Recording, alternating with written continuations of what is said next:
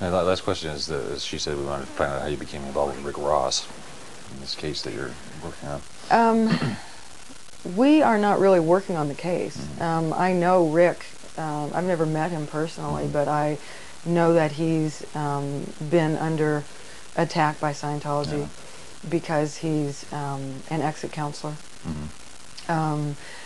Scientology, he's also in some way related to the Cult Awareness Network. And Scientology is really quite rabid on the subject of the Cult Awareness Network. Yes, I know. They're really very upset about the Cult Awareness Network and feel that... they're going to squash them like bugs, I think, is what they're trying to do. Well, they feel that CAN is out to destroy them, and they feel that CAN is part of a global conspiracy to destroy Scientology, which is run by psychiatry, and which is contributed to by various governments. And in some way, they seem to think that the Cult Awareness Network is some kind of conduit for this conspiracy.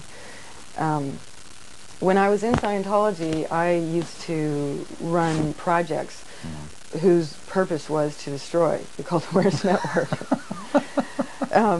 And so I really understand their feelings about it, and I understand where they're coming from.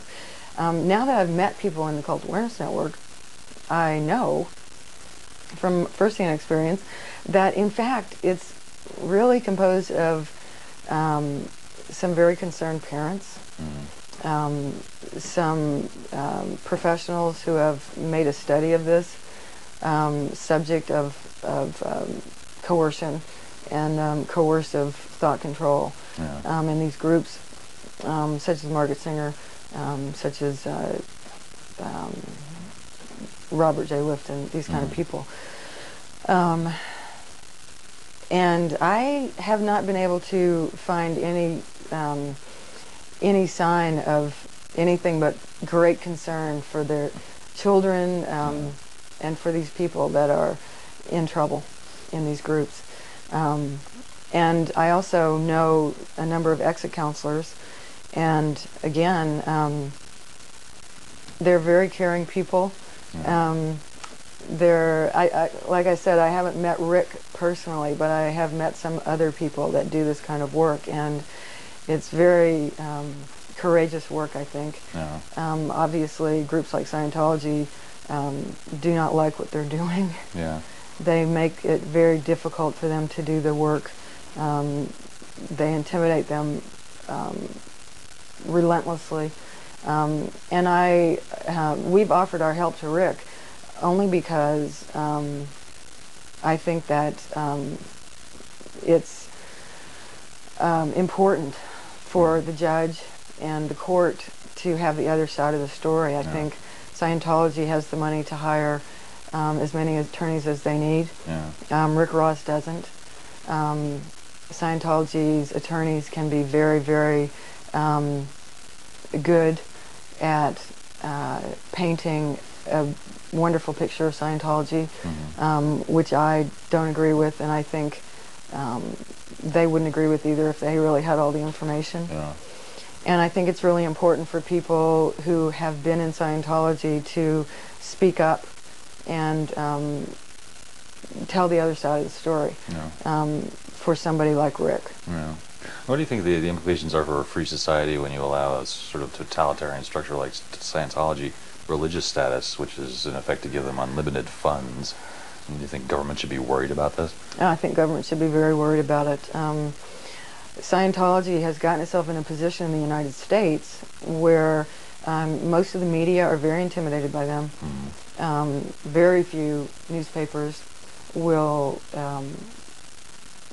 take on an investigative piece about Scientology. There's a $480 million suit against Time magazine right now. It tends to create quite a chilling effect on the media. There aren't very many companies who have that kind of money to spend. And the courts have been also very intimidated by these people, I think.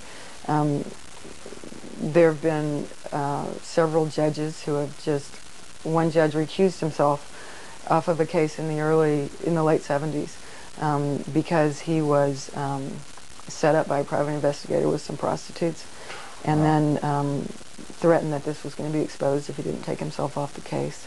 Wow. Because they didn't like the way he was running the court. Yeah.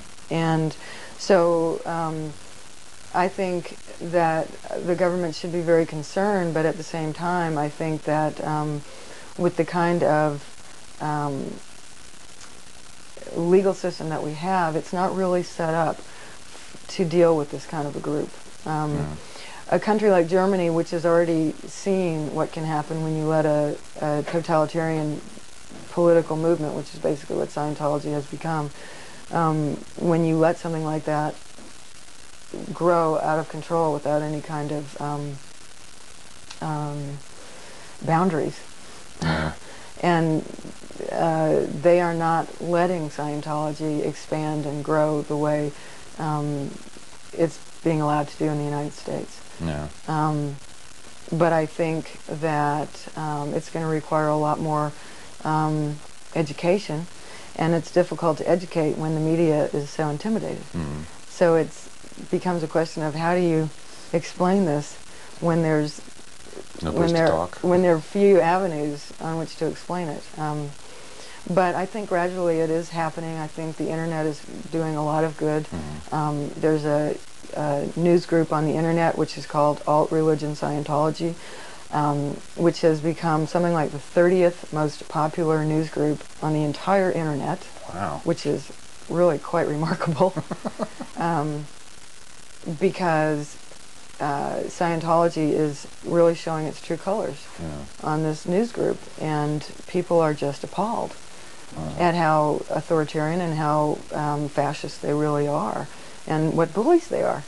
That they think they can just run roughshod over freedom of speech, even freedom of assembly.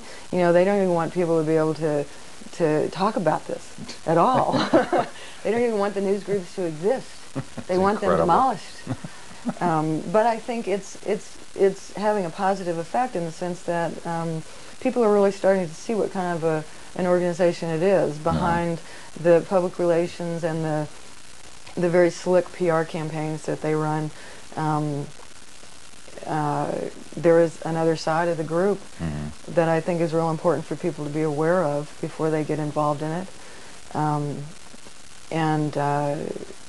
If they have all the information about it and they still decide to get involved in it, that's their choice. We live in the United States. They have freedom of speech and assembly just the way I would like to have myself. If that were possible. Yeah. It's all well put. I think that's very good. Thank you very much. You're welcome.